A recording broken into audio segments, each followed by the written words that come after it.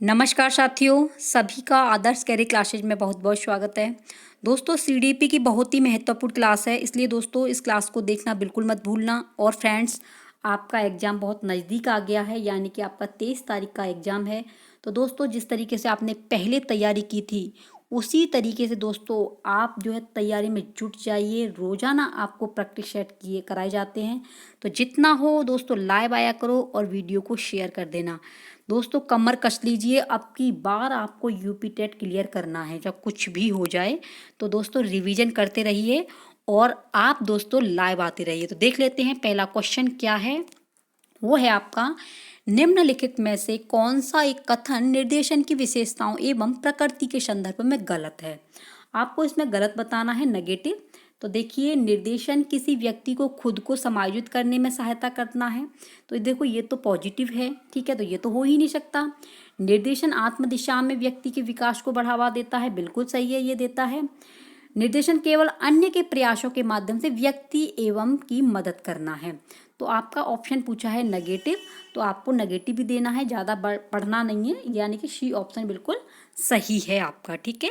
Next question है, एक प्रकार का चिंतन जिसमें अनुभव के साथ संवेदना की व्याख्या की जाती है, यानी कि एक चिंतन है जिसके द्वारा अनुभव की संवेदना की जाती है। तो वो क्या है? परावर्तन चिंतन है, अवधारणात्मक चिंतन, या सृजनात्मक चिंतन, या आलोचनात्मक चिंतन।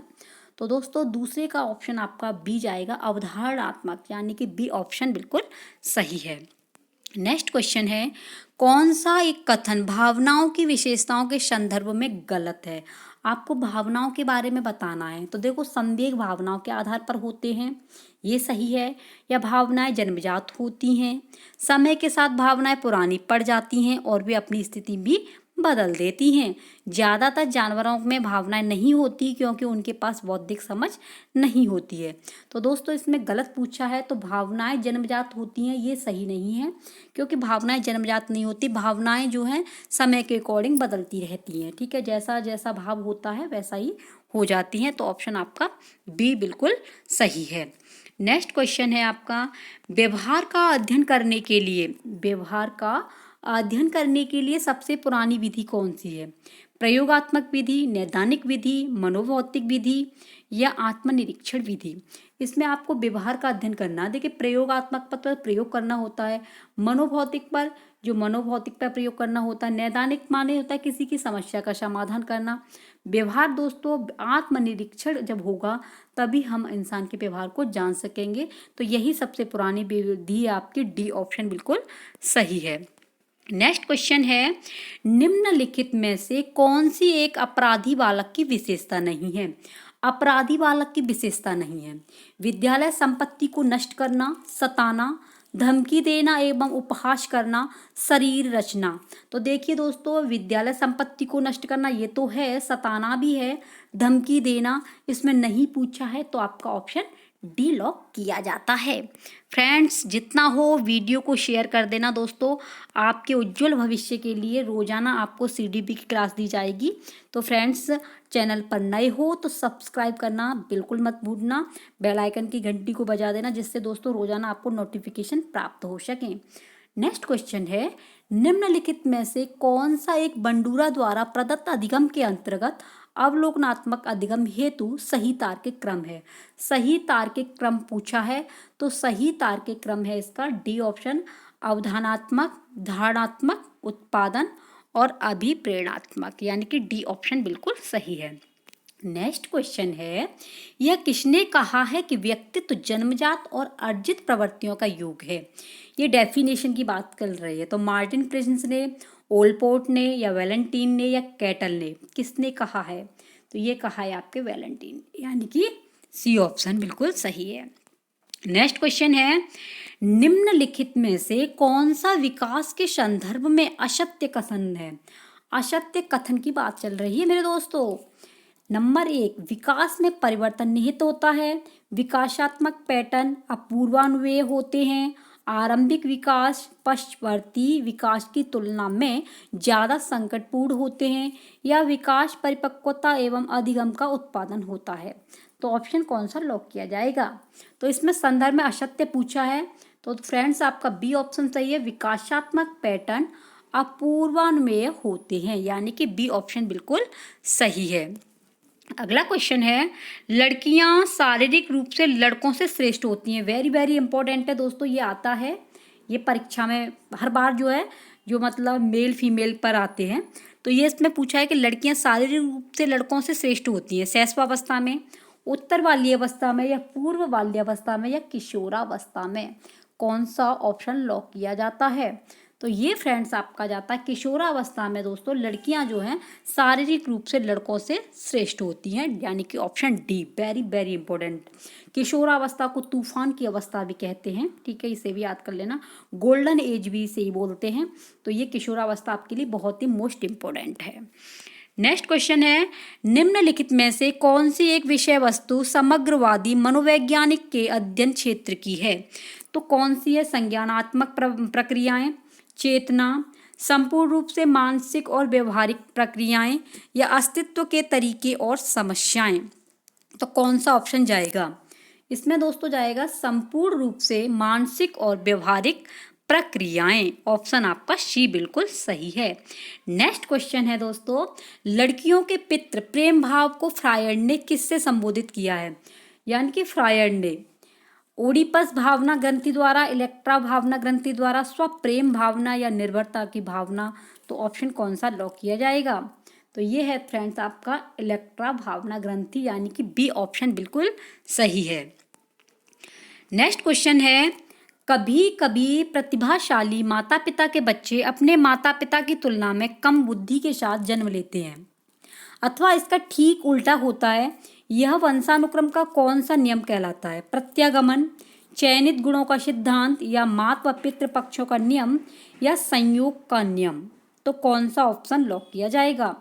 तो ये है फ्रेंड्स आपका प्रत्यागमन, यानी कि ए ऑप्शन बिल्कुल सही है।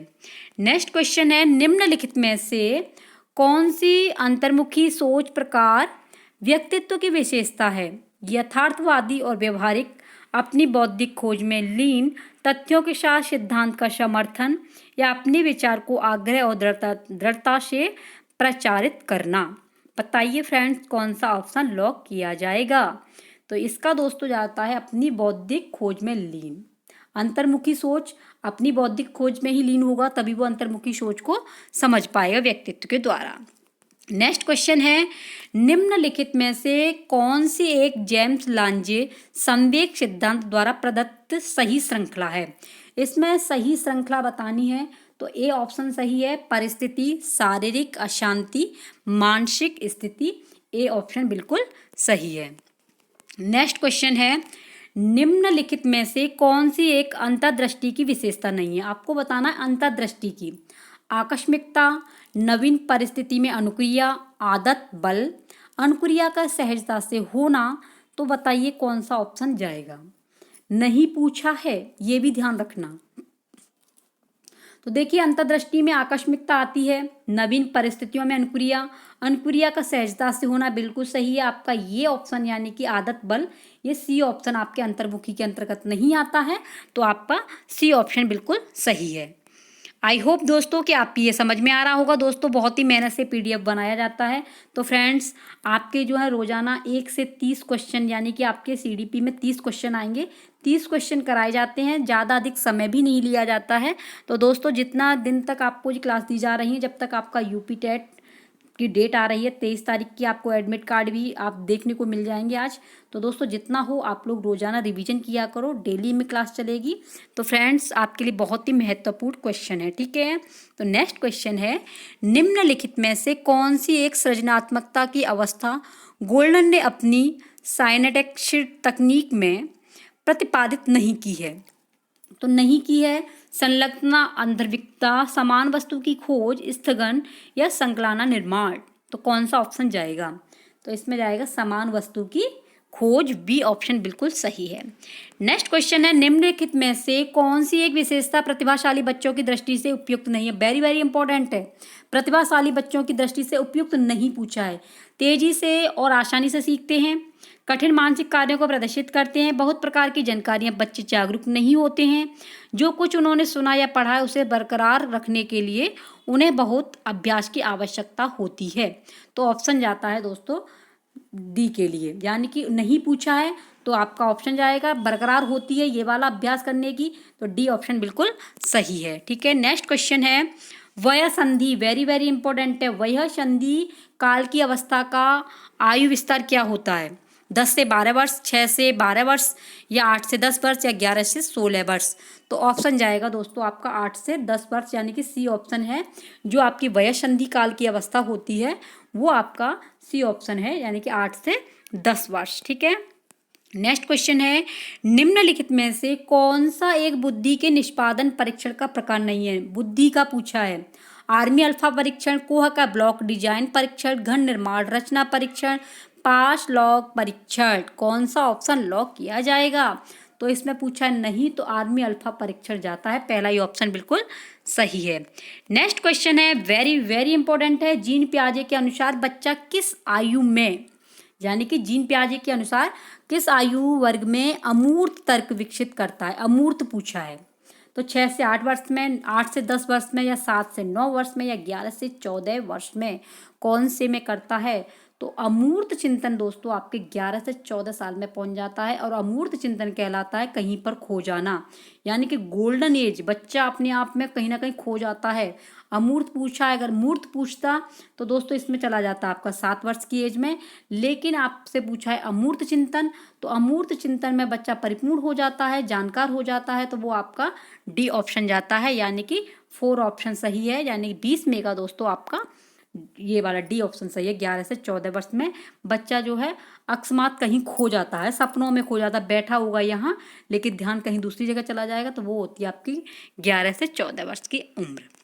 नेक्स्ट है यह किसने कहा था कि एक व्यक्ति उसी अनुपात में बुद्धिमान होता है जितना वह अमूर्त रूप से चिंतन की क्षमता रखता है?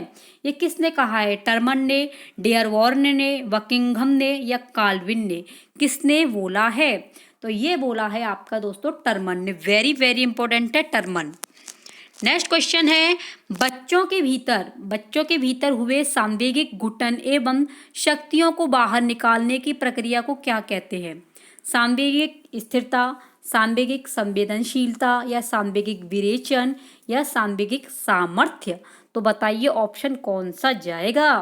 तो ये है दोस्तों आपका सांवेगिक विरेचन, यानी कि सी ऑप्शन बिल्कुल सही है। ठीक है, सांवेगिक विरेचन। नेक्स्ट क्वेश्चन है निम्नलिखित में से कौन सी एक गतिविधि जिज्ञासा मूल प्रवृत्ति को, वेरी वेरी इंपॉर्टेंट है, जिज्ञासा मूल प्रवृत्ति को संतुष्ट करने के लिए उपयुक्त नहीं है? कक्षा अथवा विद्यालय में गौरवपूर्ण स्थिति प्रदान करना, विद्यार्थियों के प्रश्नों के उत्तर देना, कक्षा में विचार विमर्श, या समस्या समाधान? तो कौन सा ऑप्शन लॉक किया जाएगा? तो ये है फ्रेंड्स आपका ए, कक्षा अथवा विद्यालय में गौरवपूर्ण स्थिति प्रदान करना, बिल्कुल सही बात है, मूल प्रवृत्तियों के अंतर्गत आता है आपका ए ऑप्शन। नेक्स्ट क्वेश्चन है रोर्शा, बताइए रोर्शा स्याही धब्बा परीक्षण में कितने कार्ड होते हैं? बताइए दोस्तों 10, 12, 30 या 31 कितने होते हैं? तो रोर्शा वाले में कितने होंगे बताइए, अगर पढ़ा है तो आपने, बहुत ही इंपॉर्टेंट है फ्रेंड्स। अच्छा ठीक है, ये दोस्तों आपका जाता है 10। रोडसा स्याही धब्बा में आपके 10 होते हैं स्याही के धब्बे। ठीक है, जो कार्डों की संख्या जो होती है वो आपकी 10 होती है, यानी बी ऑप्शन बिल्कुल सही है। नेक्स्ट क्वेश्चन है शैक्षिक मनोवैज्ञानिक, वेरी वेरी इंपॉर्टेंट है। शैक्षिक मनोवैज्ञानिक के पिता के रूप में किसे जाना जाता है? E.L. थॉर्नडाइक, पेस्टालॉजी, हर्बर्ट, या फ्रॉवेल? तो फ्रेंड्स बता दीजिए फटाफट से। तो ये जाएगा आपके थॉर्नडाइक। थॉर्नडाइक को दोस्तों शैक्षिक मनोवैज्ञानिक के पिता कहते हैं, बहुत ही इंपॉर्टेंट है, तो ऐसे ये आप लर्न कर लेना या स्क्रीनशॉट ले लेना। शैक्षिक मनोवैज्ञानिक के पिता कहे जाते हैं थॉर्नडाइक। नेक्स्ट क्वेश्चन है सोशियोमेट्रिक तकनीक का आविष्कार किसने किया था? बताइए J.E. Anderson, J.L. Moreno, E.V. Hurlock, या G.S. मोमरोड? कौन सा ऑप्शन सही है? ये है फ्रेंड्स आपका J.L. मोरेनो, यानी कि बी ऑप्शन बिल्कुल सही है। नेक्स्ट क्वेश्चन है एरिक्सन के अनुसार, बहुत ही इंपॉर्टेंट है दोस्तों, एरिक्सन के अनुसार व्यक्ति के मनोसामाजिक विकास की चौथी अवस्था कौन सी है? प्रगाढ़ता बनाम अलगाव, पहचान बनाम भूमि संभ्रांति, परिश्रम प्रियता, वनामहीनता या उत्पादनशीलता बनाम स्थिरता, कौन सा ऑप्शन सही है? ये है फ्रेंड्स आपका परिश्रम, प्रियता, वनामहीनता। सी ऑप्शन बिल्कुल सही है। नेक्स्ट क्वेश्चन है, वेरी वेरी इंपॉर्टेंट है। रॉस के अनुसार विकास की कौन सी अवस्था को मिथ्या परिपक्वता की अवस्था कहा जाता है? मिथ्या यानी कि झूठ, झूठ की परिपक्वता अवस्था कौन सी कही जाती है रॉस के अनुसार? मिथ्या परिपक्वता। शैशवावस्था, बाल्यावस्था, किशोरावस्था या प्रौढ़ावस्था?